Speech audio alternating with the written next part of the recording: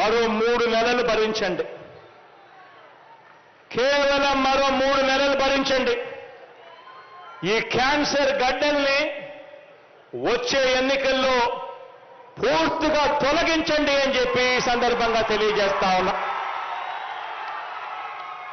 ఇటువంటి non locals అంతా, ఇటువంటి పేదల వ్యతిరేకులంతా, ఇటువంటి పెత్తందారులంతా కూడా శాశ్వతంగా మన రాష్ట్రం వైపు కన్నులెత్తి కూడా చూడకుండా తీర్పు ఇవ్వండి అని చెప్పి మిమ్మల్ని అందరినీ కూడా సవినయంగా కోరుతా ఉన్నా.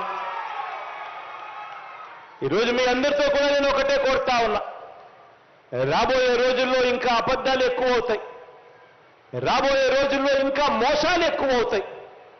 కానీ ఒకటి గమనించండి, ఎవరు మాటిచ్చారు, మాట మీద నిలబడింది ఎవరు అన్నది మాత్రం ఖచ్చితంగా గుర్తుపెట్టుకోండి.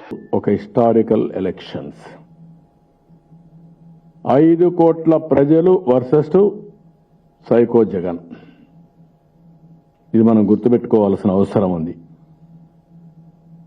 ఈరోజు ఇది నా ఎలక్షన్ కాదు, లేకుంటే ఒక తెలుగుదేశం పార్టీ ఎలక్షన్ కాదు, లేకుంటే తెలుగుదేశం పార్టీ జనసేన పొత్తు పెట్టుకున్నాం కాబట్టి మా ఇద్దరు ఎలక్షనే కాదు. ప్రతి ఒక్కరి భవిష్యత్తు, రాష్ట్ర భవిష్యత్తు, భావితరాల భవిష్యత్తు కూడా ఈ ఎన్నికలపైన ఆధారపడింది. ఆ విషయం గుర్తుపెట్టుకోవాలి.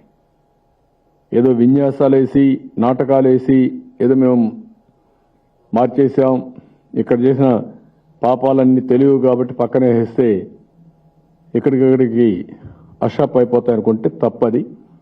ఇది కరెక్ట్ కాదు. అందుకే నేను కూడా క్లియర్గా ప్రజలను కూడా కోరుతున్నా, అన్నీ వాచ్ చేయండి.